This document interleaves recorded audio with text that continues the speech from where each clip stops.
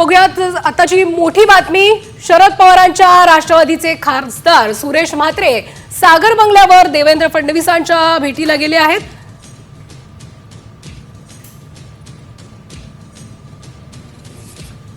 तर बघूयात आताची मोठी बातमी।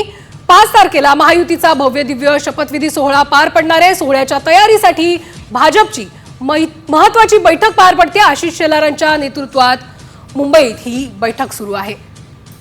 भाजपचे महत्त्वाचे नेते या बैठकीला उपस्थित आहेत। तर 5 तारखेला महायुतीचा भव्य दिव्य शपथविधी सोहळा पार पडणार आहे आणि या सोहळ्याच्या तयारीसाठी भाजपची महत्त्वाची बैठक आता सुरू आहे आणि आशिष शेलार या बैठकीचं नेतृत्व करतात। या बैठकीला भाजपचे महत्त्वाचे नेते देखील उपस्थित आहेत।